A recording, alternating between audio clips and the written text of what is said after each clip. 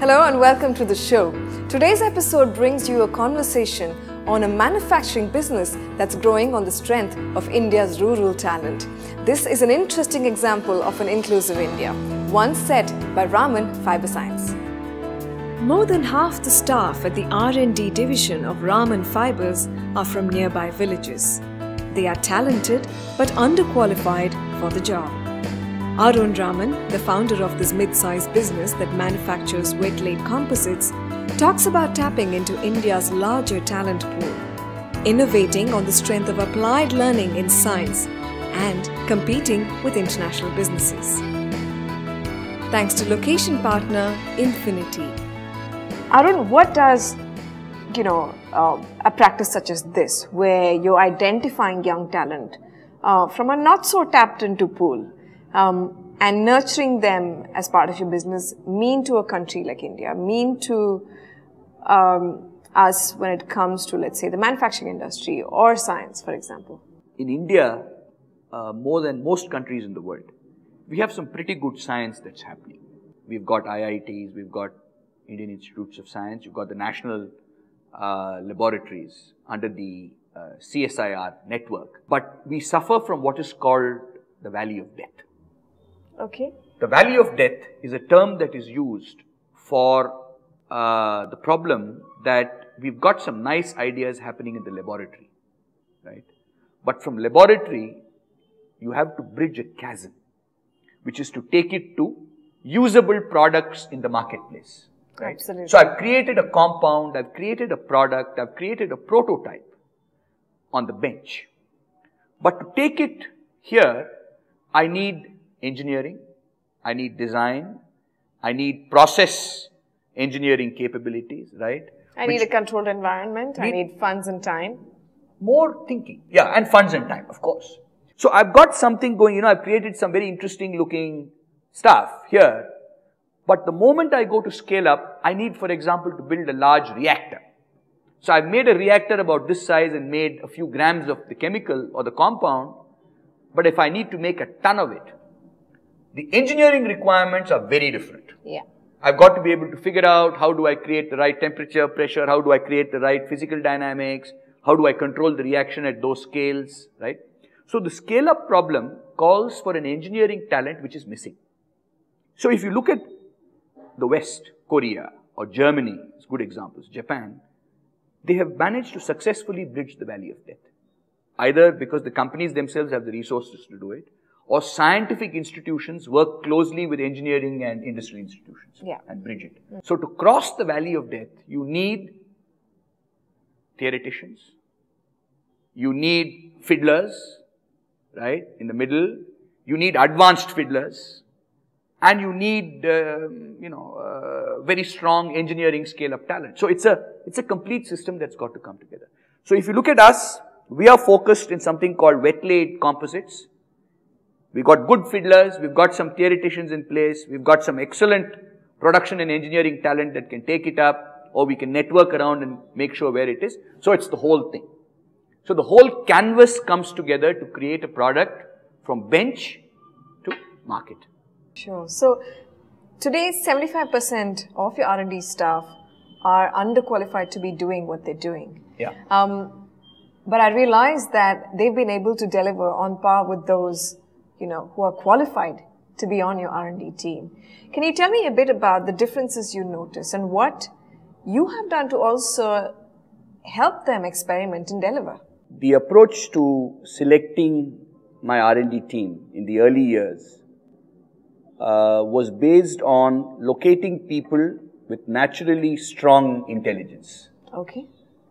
High levels of curiosity, an ability to work with their hands, an ability to connect dots logically, even if they hadn't done higher science. Right. So this is something I learned early on from my father, that intelligence, ability and education don't necessarily go together. You can do the education with experience as time goes on, but the basic foundations, if they're there, you can build a scientist out of people. So here we have a group of 5 or 6 people who are, if you want to use the term, underqualified, but actually have started their careers with us in doing practical experimental science. By doing over the years, literally thousands and thousands of fiddles, if you will, my boys have become master fiddlers. Okay. Right? And so basically your R&D center has facilitated all that fiddling. Yeah, fiddling. Yeah. Right. So what are we looking at? We're trying to see who's come up with some really lateral, innovative ideas that has value in itself. How much of those ideas have we been able to implement on the ground? Right? Anybody can say anything, but the proof of the pudding is in the eating.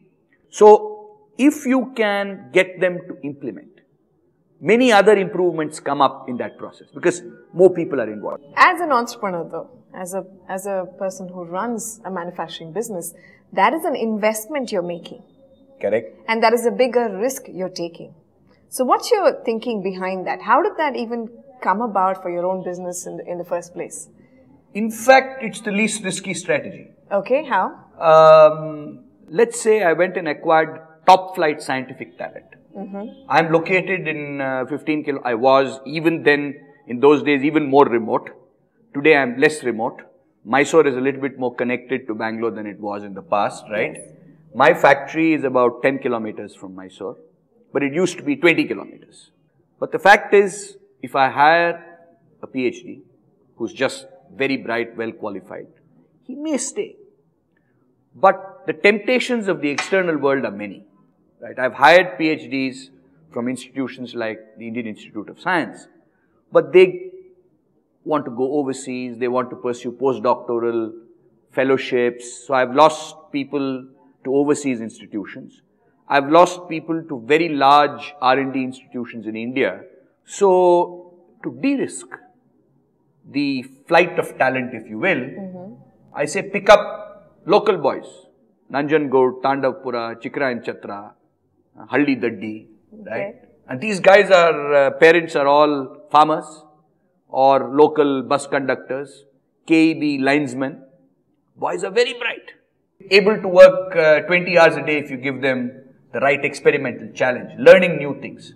But they sit on their bicycles and go off in the evening to their back home to their village. It's a fantastic ecosystem. You're able to retain that talent. Been with me for 20 years. Wow. But the challenge to us as employers is to keep exposing them to new things, new ideas, new possibilities. Keep that creative urge constantly moving.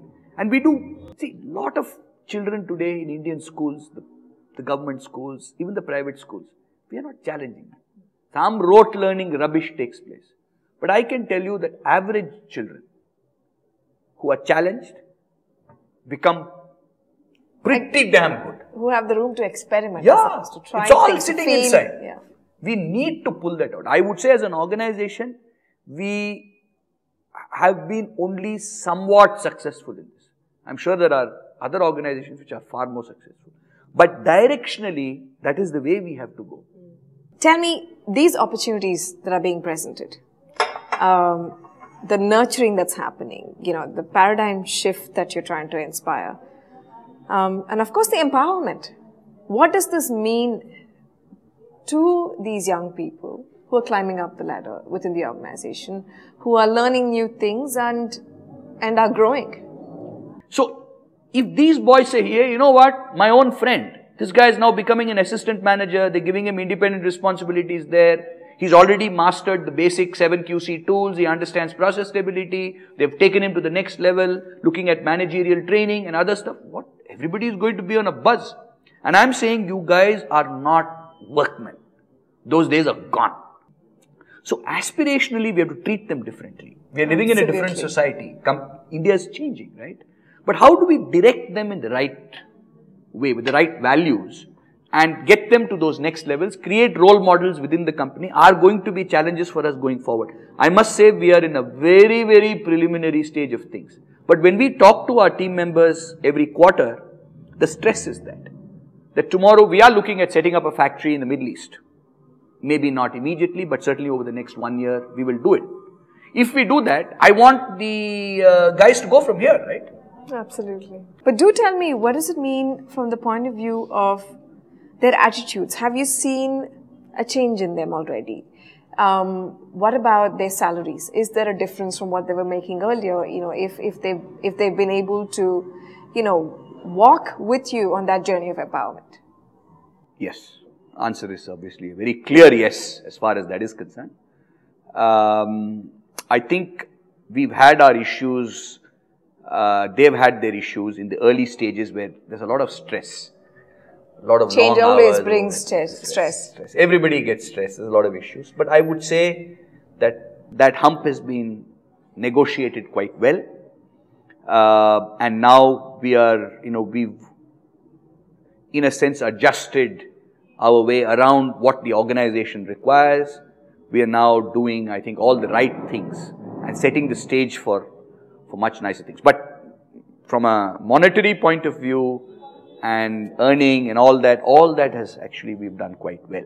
I think it's fantastic what you're saying about, you know, looking at both a sustainable solution for your business in terms of retaining talent and building it up, as well as looking at where talent really lies in India, you know, and how to include them in our growth.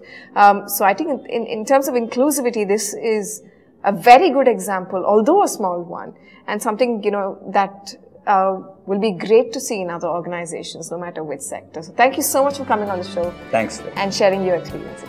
Thank you. Join our mailing list at chaiwithlakshmi.in/subscribe and keep in touch with us on Facebook, Twitter, Google+, and Pinterest.